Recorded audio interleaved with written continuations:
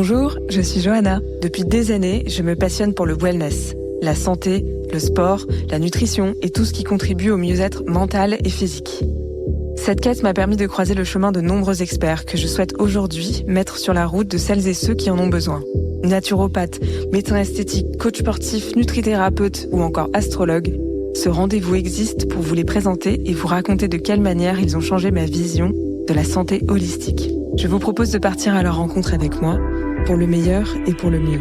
Bienvenue dans le Wellness Wonders Podcast.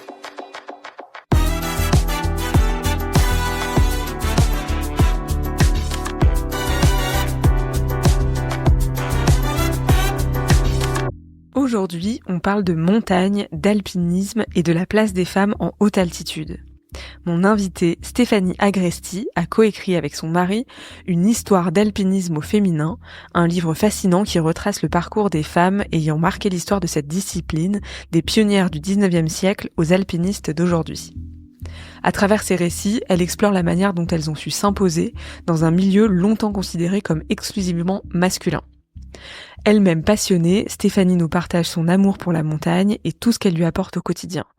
L'adrénaline, la beauté des sommets et la simplicité du mouvement en pleine nature. Un équilibre entre dépassement de soi et connexion profonde à l'environnement, où chaque ascension est autant une aventure physique qu'une quête intérieure. Alors, la nature, je la connais depuis l'enfance. Avec mes parents, on marchait beaucoup. On randonnait l'été et on randonnait les week-ends, mais ça s'arrêtait là. Et en fait, quand j'ai rencontré mon mari, qui était à la fois secouriste et secouriste au PGHM et puis qui est devenu guide, forcément, par son travail, ça nous a amené à aller vivre en montagne. Et là, pour moi, ça a été une révélation. Et quand j'ai découvert la montagne, je me suis dit que c'était vraiment là que j'avais envie de vivre, parce que j'aimais ce contact avec la nature, tout simplement.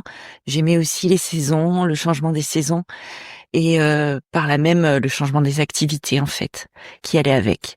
Et donc, j'ai toujours ce plaisir à tous les matins à me lever et à voir les montagnes autour de moi et à voir la météo, voir la nature et voir ce qui se passe dehors. Et est-ce que tu as une activité de prédilection en montagne ?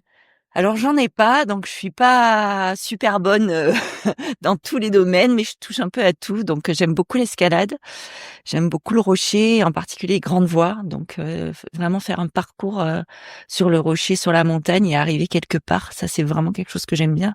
Et j'aime bien l'idée de cordée en fait. Du coup on partage ça avec mon mari et pour moi c'est des moments très forts. L'escalade en étant encordés tous les deux. Et c'est vraiment ce que je préfère. Après, j'ai découvert tardivement donc les activités de ski.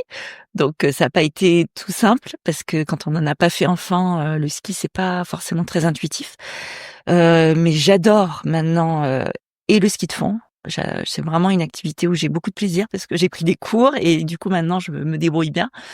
Et j'adore le ski de rando parce que c'est le même état d'esprit que l'été, c'est-à-dire se promener, être dehors et aller vers un sommet, vers un col, se poser, avec en plus le plaisir de la descente. Et ça, c'est quand même assez magique.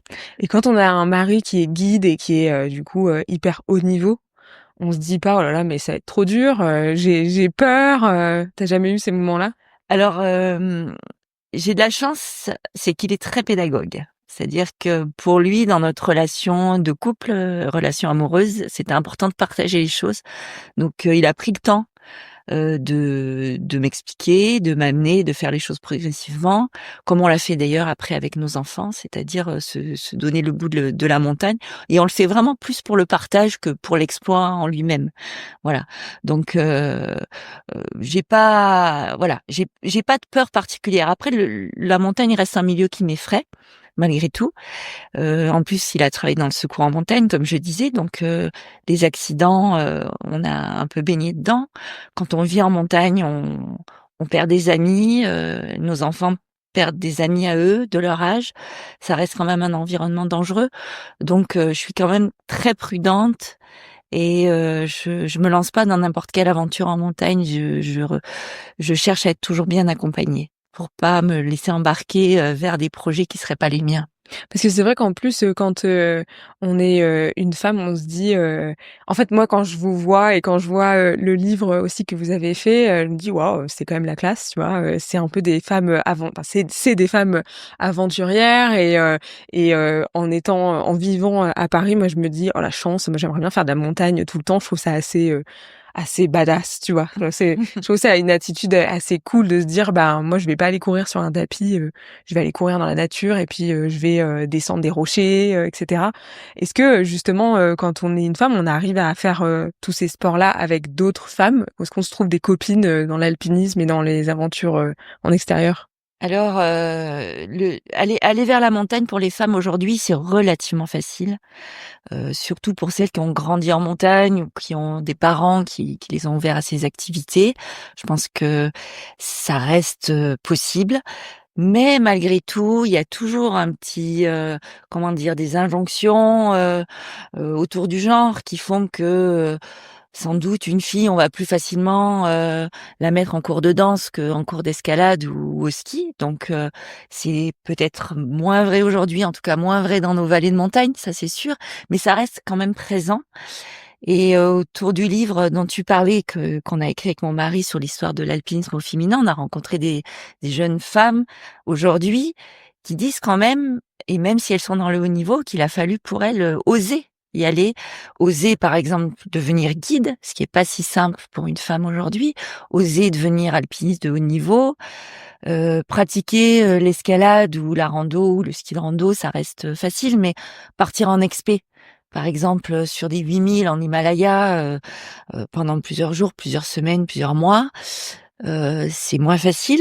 Il y a aussi la question éventuellement de la maternité qui va se poser, la question des enfants, de la responsabilité.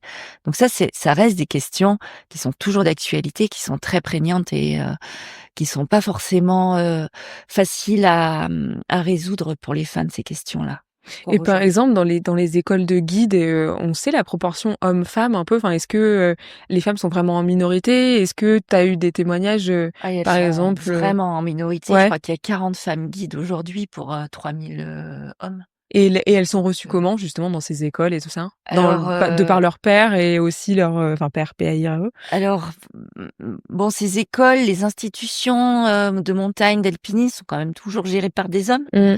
Donc c'est quand même un peu, l'univers du masculinisme, hein, et je dis pas du machisme, hein, mais ça reste quand même, la montagne reste associée à des idées, de force, de dépassement de soi, voire de presque d'analogie avec le monde militaire. Mmh. Donc elles sont accueillies, elles ont leur place, hein. Les premières, ça date des années, 70, c'était pas si simple que ça. Pour les premières, j'imagine beaucoup plus qu'aujourd'hui. Mais maintenant, elles sont 3-4 par promo, c'est quand même pas non plus très un nombre très important. Donc c'est pas forcément, encore, très facile. Voilà, le nombre de femmes guides est encore largement en dessous de celui des hommes. Et il y a encore des réticences, je pense, pour certains clients de se dire: «Oui, mais si je suis assurée par une femme, est-ce qu'elle va pouvoir me retenir si je tombe?» ou voilà. Mais ce que je rebondis sur ce que tu disais avant, c'est que à l'inverse, il peut y avoir des femmes qui vont être plus en confiance avec une femme guide et qui vont vouloir être accompagnées pour leur début en montagne ou une belle course par une femme guide, parce que je pense qu'elles vont plus facilement pouvoir, se parler, se comprendre, échanger. Et dans mon environnement professionnel, j'ai des femmes qui pratiquent la montagne à bon niveau et qui vont aussi plus facilement sortir entre copines parce qu'il y a, moins ce rapport, un peu de hiérarchie, dans le sens où peut-être que l'homme a plus de mal parfois, le mec va avoir plus de mal à laisser passer la femme devant, par exemple. Mmh. On voit beaucoup maintenant en montagne de filles qui vont, faire, des randos ensemble, de l'escalade ensemble. Mais c'est pas une règle.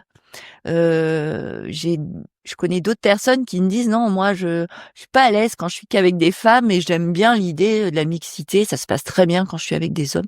Donc je crois qu'il y a pas de règle, en fait. Ce qui est important, c'est que chacun, chacune le vive un peu, à sa façon et de la façon dont elle se sent le mieux. Il y a aussi la performance physique, en fait. Effectivement, quand tu disais, on va avoir peur d'être encordé avec une femme parce qu'elle va peut-être pas arriver à nous rattraper, ça doit être aussi le cas, je pense, dans les formations et cetera où en fait, en la réalité fait que un homme ou une femme, c'est vrai que la force physique, la puissance, de par le poids, la taille et cetera peut, faire des grosses différences dans la performance? Alors oui, ça reste vraiment un débat, hein. Est-ce que les femmes, si on leur faisait faire les mêmes activités dès l'enfance, elles seraient, aussi costauds, aussi musclées qu'un homme? Je pense qu'il y a quand même une part de génétique. Mais elles ont d'autres atouts. Elles sont peut-être plus observatrices, en montagne, plus sur le registre de la sensibilité, du collectif, moins sur la performance et plus sur le parcours, sur les questions de sororité, d'échange, enfin en tout cas dans les récits qu'elles en font. Je discutais avec, Liv, Sanzoz qui a fait, le K2 cet été sans oxygène, qui est guide, qui est une femme assez exceptionnelle. Elle me disait que sur le K2, donc une montagne de 8000 mètres, une des plus difficiles, du monde, cet été, elle a été à un moment en meilleure forme que son compagnon homme, parce qu'elle réagissait mieux à l'altitude et parfois les femmes du fait de leur plus faible corpulence, elles ont moins besoin sans doute d'oxygène pour faire fonctionner l'organisme et elles peuvent, dans certaines circonstances, être plus en forme et mieux réagir à l'altitude. Et elle s'est mise à porter le sac plus que son copain à ce moment-là. Donc je pense que d'un certain point de vue, les hommes ont des atouts, mais les femmes en ont d'autres. Donc l'idée, c'est aussi de trouver cet équilibre entre ce que peut apporter de plus une femme et ce que vont être les atouts plus spécifiquement masculins. Ouais, parce que c'est vrai qu'il y a l'agilité aussi, parce que on parlait de la grimpe, de l'escalade, il faut pouvoir, se soulever soi-même, en fait. Oui, Du coup oui, après il y a l'escalade, je pense que pour le coup, c'est une des activités où il y a le moins d'écart entre les hommes et les femmes. C'est-à-dire que il y a une petite différence en termes de performance, mais elles s'amenuisent. Et il y a même des femmes qui ont fait, des premières en escalade avant Mmh. les hommes. On peut penser à Lynn Hill qui est, une grimpeuse absolument exceptionnelle américaine qui a, réalisé une voie dans le Yosemite sur un itinéraire absolument majeur, qui est le Nose, où, elle est arrivée en haut avant les hommes et ça a été un sacré, bras d'honneur à la jante masculine. Et dans tous les récits justement, les personnes que tu as interviewées, pour ton livre, lesquelles t'ont particulièrement marquée? Alors, je crois que j'en ai plusieurs, celles qui m'ont marquée c'est, d'abord les pionnières, hein, celles de la fin du 18e, du 19e siècle. Moi, j'étais quand même assez estomaquée de voir ces femmes qui, dans ces époques très puritaines, où la femme était à la maison et élevait les enfants, ces femmes ont osé s'affranchir de ces barrières de genre. Elles ont osé, ouvrir leur propre voie vers l'alpinisme, à l'époque où c'était 100% masculin. Donc elles étaient, courageuses, premièrement, et puis audacieuses. Et elles étaient en plus, elles avaient quelques désavantages. Par exemple, il était inconcevable à la fin du XVIIIe siècle ou au début du XIXe d'être en pantalon pour Mmh. une femme. Donc je peux, par exemple, citer Lucy Walker qui était la première femme sur le Cervin, un sommet, de Suisse. Donc elle a fait, il faut imaginer à l'époque, déjà avec les moyens matériels qui étaient pas ceux d'aujourd'hui, mais en plus avec, un corset, des jupons, une jupe en laine. Elle raconte que quand elle levait les pieds, elle voyait pas ses pieds parce qu'il y avait, la jupe qui était là. Donc c'est vraiment des exploits hors normes pour Ouais. l'époque. Ouais, Voilà. parce que c'est vrai qu'en fait, aujourd'hui, on a les préparations physiques, un peu le matériel, qui nous aide, et puis la connaissance des autres, bah, comme tu disais, les Voilà et pionniers puis, qui ont fait la route avant, quoi. voilà, c'est grâce à elles qu'on est là aussi. Elles ont ouvert la voie. Donc après, dans les années 50, 70, il y a aussi plusieurs histoires moi qui m'ont touchée. C'est les premières expés féminines. Alors là, c'était vraiment, on était dans les mouvements féministes, pour le coup sociaux, hein, sociétaux, où les femmes dans les années 60 s'affirmaient sur le plan personnel, hein, avec la montée des féminismes. Et donc il y a eu ces premières expés 100% féminines, c'est-à-dire des femmes qui se sont dit: «On va aller en montagne et on va y aller seules». Alors, elles étaient pas les premières, ça a été dans les années 30 à grimper uniquement entre femmes, mais celles-ci ont fait des gros expés sur des montagnes himalayennes et sans hommes. Sans hommes, hormis les Sherpas quand même qui sont toujours là sur les camps pour installer les tentes, les cordes, etc.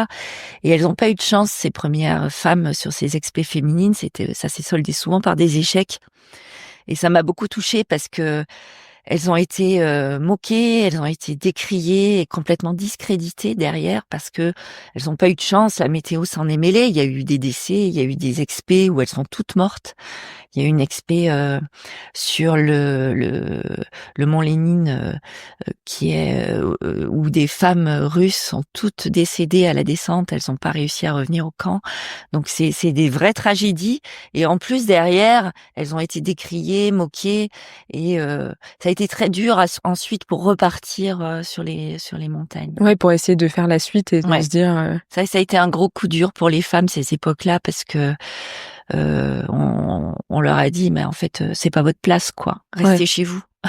Et même pour les contemporaines, est-ce que parce qu'en fait aujourd'hui on se dit bon bah c'est bon maintenant les femmes elles peuvent le faire etc. Mais je pense qu'il y a toujours aussi un peu la course entre les hommes parce que quand on voit typiquement dans l'escalade la différence qui s'amenuise, je pense que les hommes aujourd'hui sont encore un peu piqués au vif donc ils veulent pas que ça soit dit quoi. Oui. Une réussite d'une femme, ça peut un petit peu toucher dans les hommes dans leur ego.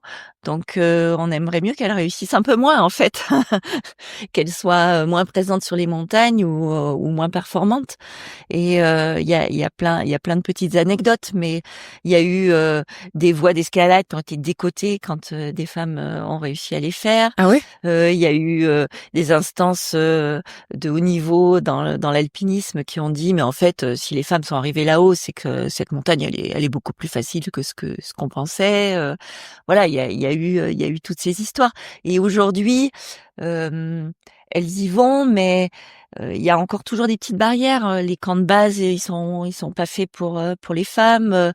Pour faire sa toilette, pour aller aux toilettes, c'est pas organisé pour les femmes parce que c'est majoritairement des hommes, donc c'est tout de suite un peu plus compliqué. Donc pour celles d'aujourd'hui encore, ça reste pas simple. Ouais. En plus, même dans l'énergie, je trouve, on a les hommes qui sont plus yang, donc dans l'énergie d'action et d'entreprendre, etc. Un peu la course et le challenge, et les femmes aussi, mais à leur manière, c'est-à-dire dans une manière un peu plus yin, douce et peut-être réfléchie, sensible, etc. Et je pense que ça doit être difficile pour les femmes de pas tomber dans cette énergie-là de compétition aussi, parce qu'on doit avoir envie de montrer, de dire bah non, moi aussi j'ai ma place, mais c'est des énergies un peu de force quoi. Je pense que dans l'histoire de l'alpinisme, dans les années 80-90, les femmes ont essayé de se mesurer aux hommes. Alors il y en a toujours, hein, on peut pas faire de généralité, mais il me semble qu'aujourd'hui les jeunes femmes, les jeunes alpinistes femmes sont dans une autre voie. Et celle qu'on a interviewée, je pense à Lise Billon par exemple, qui est une grande alpiniste, qui a eu un piolet d'or, qui est une grosse récompense dans l'univers de l'alpinisme. Elle est pas là-dedans en fait. Elle est pas dans la quête du sommet. Elle est pas dans l'exploit. Et pourtant, elle fait des choses incroyables. Hein. Elle fait vraiment des choses difficiles. Mais elle est vraiment dans le cheminement. Elle est vraiment dans l'échange avec ses compagnons ou amis de cordée. Et elle est vraiment dans une recherche de peut-être plus d'énergie intérieure et de cheminement personnel en fait. Et je trouve que c'est intéressant et les hommes devraient s'en inspirer parce qu'en fait cette façon de faire la montagne, elle est de mon point de vue au moins aussi riche que celle de l'exploit pur quoi. Parce que c'est vrai qu'il y a la dimension physique de oui, l'exploit, mais il y a toute une enfin quand on est en montagne effectivement, on doit être aux aguets pour tout, on doit réfléchir, on doit se concentrer, on doit savoir faire plusieurs choses en même temps, ce qui est une qualité féminine. Mais il y a aussi un peu une dimension spirituelle, d'émotions, de gestion des émotions, du stress, etc. quoi. Alors, on parlait tout à l'heure de ce retour vers l'outdoor et de l'attrait des gens qui ont maintenant pour la montagne et les activités d'outdoor, mais je pense que la majorité des gens sont dans cet état d'esprit en fait. Hein. L'idée, c'est plutôt d'être en communion avec la nature, c'est de retrouver une forme d'équilibre voire de spiritualité Mmh. qu'on a plus ou moins dans nos sociétés et qu'on peut trouver quand on est dans ces univers qui sont quand même juste incroyables, quoi. Quand on est dans la montagne au coucher du soleil et que les montagnes se colorent, que les glaciers se colorent de rose et que tout d'un coup on est là face à ce spectacle avec le silence, avec cette immensité, c'est vraiment des moments qui sont très forts en fait et qu'on n'a plus peut-être dans une vie citadine. Et il me semble que, en tout cas moi, c'est ce que je recherche en montagne, c'est vers ces dimensions-là que je vais. Et on peut pratiquer l'alpinisme à des tas de niveaux avec des choses très faciles. Il me semble que juste monter dans notre vallée de Chamonix aux alpages de Chailloux qui sont juste au-dessus des Huches, au-dessus de là où on est pour cette interview, c'est pas une grosse rando, mais être là-haut c'est déjà magique. Et puis pour quelqu'un qui a pas marché, ça peut être un exploit. Ouais, carrément. Et puis, c'est vrai que moi, je viens pas de Paris, mais j'ai appris à vivre la vie citadine. Mmh. Et je me suis toujours dit, en fait, quand on va à la salle de sport, pourtant j'aime beaucoup y aller, il y a pas de problème, hein, mais en fait, on fait des choses mécaniques, c'est-à-dire que on marche sur un tapis, Mmh. on fait des squats, on monte des marches qui se montent toutes seules. Enfin, c'est un peu ridicule, c'est un peu le hamster dans sa roue. Et quand je reviens au contact de personnes comme toi, par exemple, où je me dis en fait elles ont la chance de pouvoir Mmh. sortir et aller marcher Non, mais c'est et sûr. d'avoir en fait toute la dimension. Oui, le mécanique on le fait nous dans la salle, mais t'as tout aussi la dimension de lâcher prise mentale que tu peux avoir en nature, que nous on n'a plus en fait, Ouais, enfin qu'on ouais, peut ouais, pas, oui. donc on peut en tout cas difficilement avoir aussi. Et je pense que cette reconnexion, elle est nécessaire. Mmh. Alors après, tout le monde n'a pas les moyens ou le temps ou l'envie ou la possibilité d'aller vivre en montagne. Et puis peut-être qu'il y en a qui n'ont pas du tout envie de ça, hein, je Mmh. le conçois. Mais c'est vrai que la nature, on peut la trouver dans plein d'endroits. Hein. On n'est pas obligé d'habiter en montagne pour ça.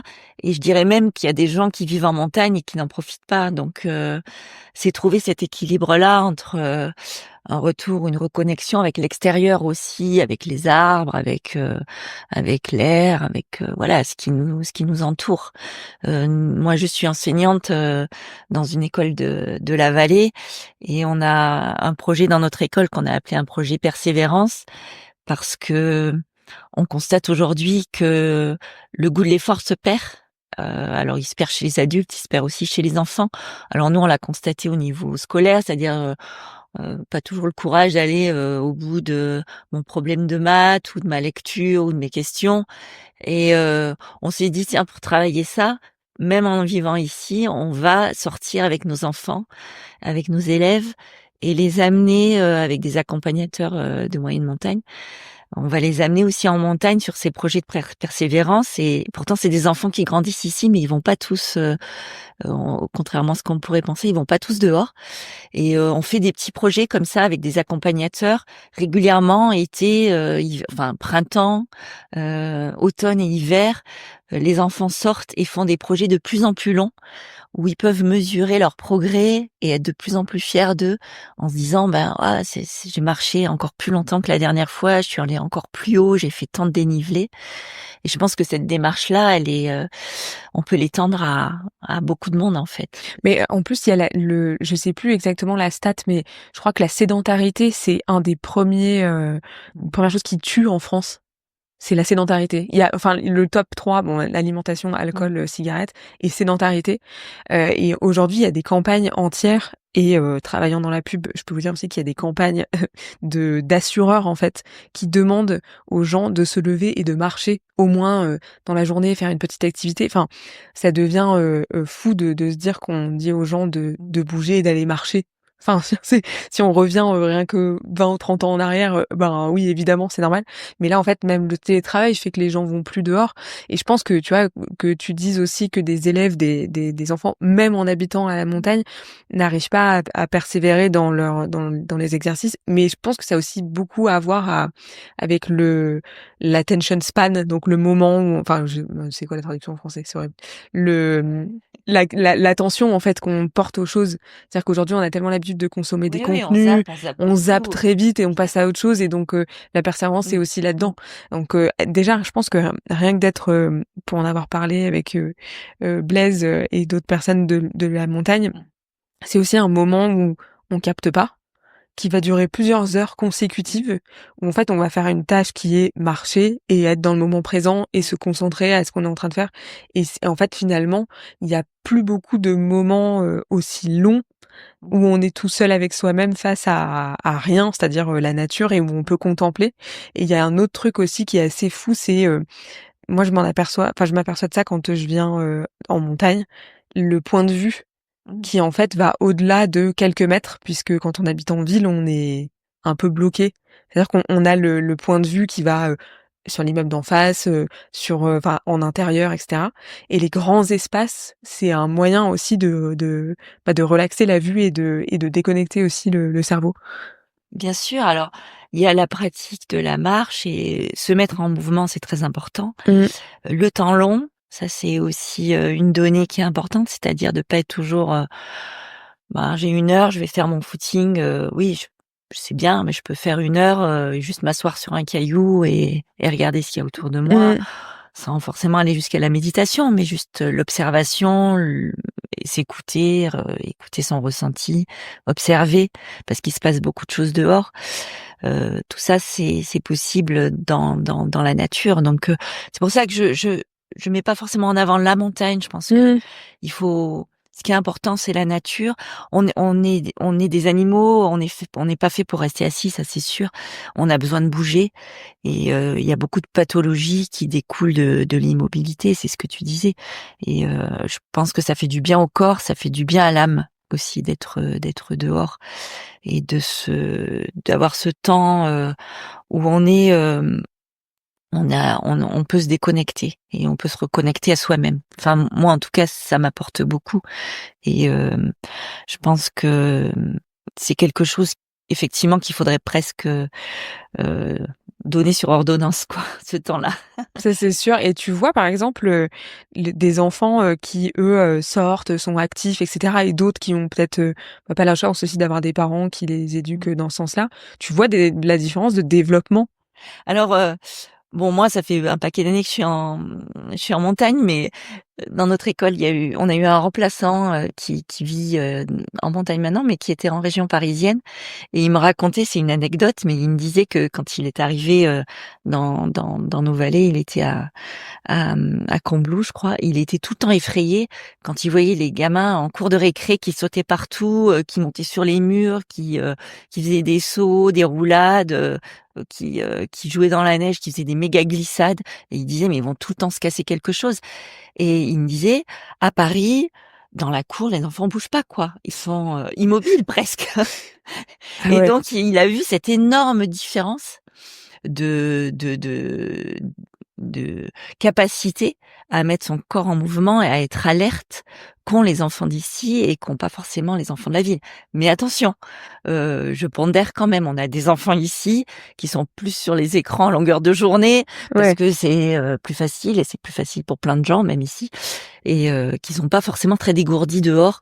Et ça nous est arrivé avec une autre école dans laquelle je travaille à faire on fait 1 jour par semaine, enfin une demi-journée par semaine, l'école en forêt. Donc on va pas très loin, hein, on va à côté de l'école, mais on fait l'école dehors. Et on avait des enfants au départ qui étaient un peu tétanisés d'être dehors, quoi, qui osaient pas Ah ouais. s'asseoir, toucher, qui avaient un peu même des angoisses à être là au milieu des grands arbres, dans l'obscurité, un peu du sous-bois et avec des bruits qu'ils n'avaient pas l'habitude d'entendre ou justement pas de bruit. Donc ouais, c'est quelque chose qui s'apprend et qui s'apprend depuis tout petit. Est-ce que j'allais venir à ce sujet-là, mais tu es maman de 4 enfants. Ouais. Tu as 2 filles, 2 garçons. Mmh. Est-ce que toi, tu as vu, par exemple, des différences dans ceux qui aimaient, par exemple, aller dehors et d'autres, ça les saoulait, quoi, ils préféraient rester à la maison avec un bouquin? Parce peut y avoir ça aussi chez les enfants. Ouais, ouais, ouais. Alors, on va dire que, tous nos enfants ont pratiqué le sport depuis tout jeune et aiment le sport et aiment les activités de montagne, on va dire d'une manière générale. Après, il y a toujours un moment compliqué au niveau de l'adolescence Mmh. où, parfois, ils ont moins envie d'aller au club de ski, moins envie d'aller à la salle d'escalade ou aller à la piscine ou autre chose. Donc, et puis c'est là que les écrans aussi prennent beaucoup de place. Donc ça, c'est important en tant que parent de pas arriver jusqu'au conflit, mais de pas trop céder aussi sur ces moments où ils auraient tendance à se replier sur eux-mêmes.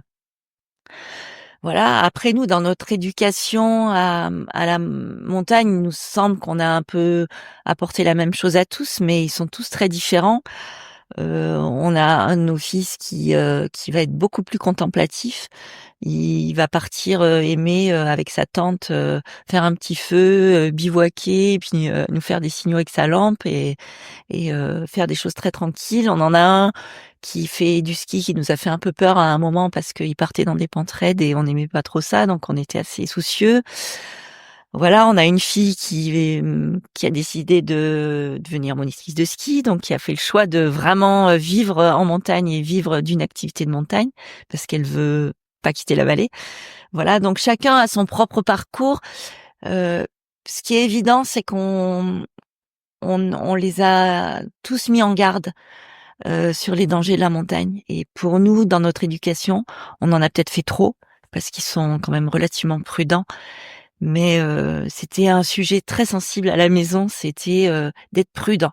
C'est-à-dire la montagne, quand on est ado ou jeune adulte, d'un point de vue juste du développement cérébral, le danger on le perçoit pas. Hein, c'est pas leur faute, c'est normal, c'est l'âge. Et en fait, c'est important qu'ils soient bien encadrés. Donc ici, il y a quand même des associations qui forment les jeunes, il y a des clubs qui les sensibilisent, il y a même des sections au lycée qui forment à la montagne et qui permet avec des guides qui encadrent une formation au risque, à la sécurité. Et ça, c'est super important de leur apporter ça en même temps qui découvrent la montagne parce que on sait qu'ici il y a régulièrement des accidents qui touchent des enfants ou des adolescents. Donc faut faire attention. Et la montagne, il faut y aller en douceur.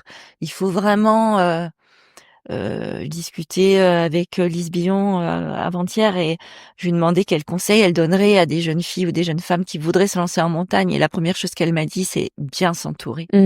Il faut vraiment bien s'entourer. Moi, j'irai pas en mer, j'y connais rien. Je prendrai pas un bateau pour aller traverser, même en Méditerranée. Enfin, j'y connais rien. Donc, je pense que la montagne, c'est pareil en fait.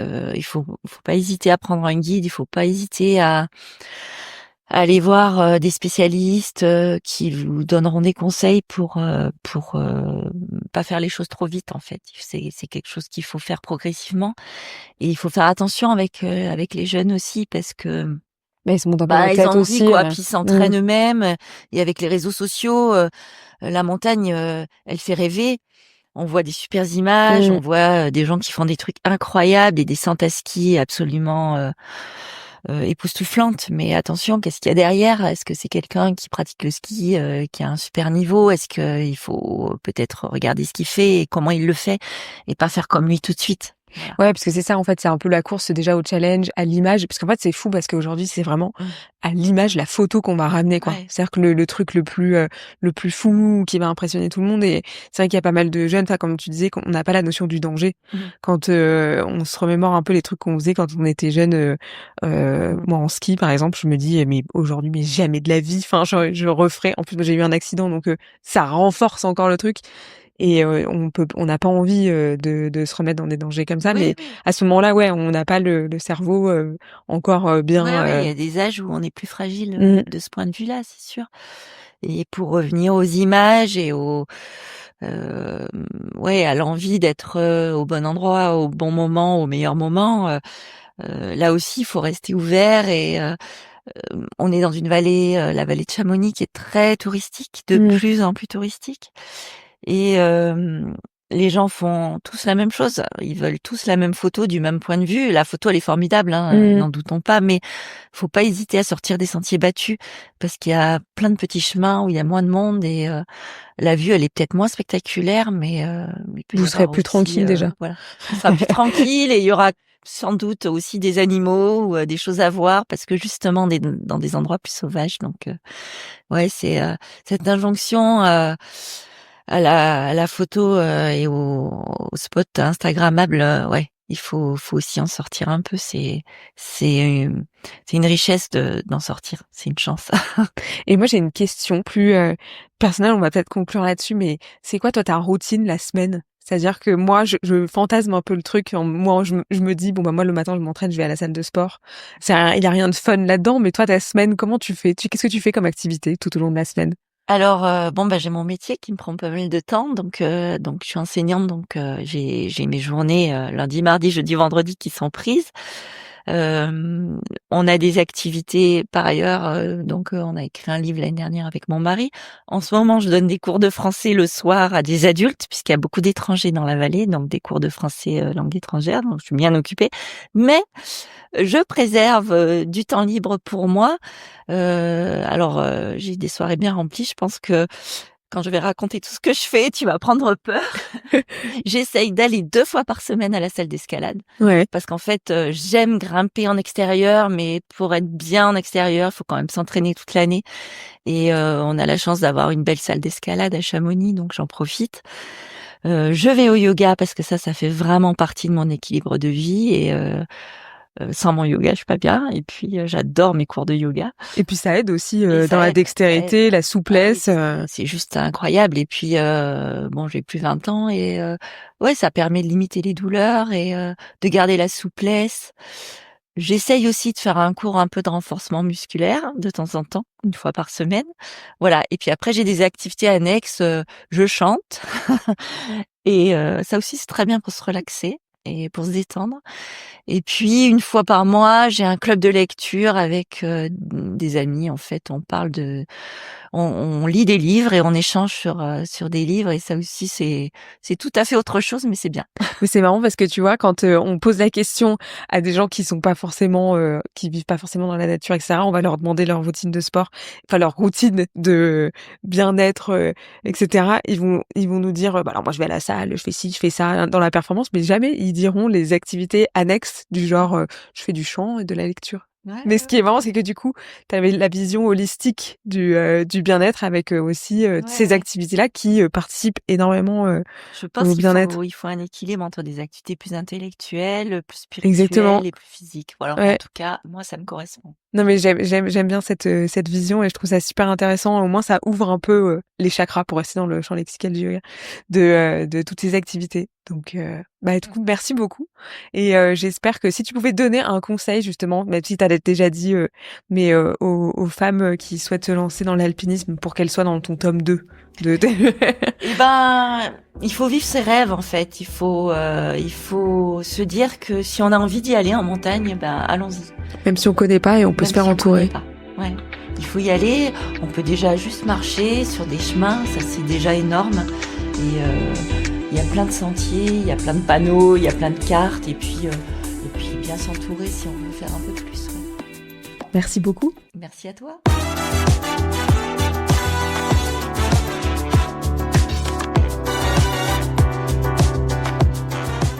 Retrouvez le Wellness Wonders podcast sur toutes vos plateformes d'écoute préférées, Spotify, Apple, Deezer, et suivez-nous sur Instagram et TikTok @wellnesswonders__.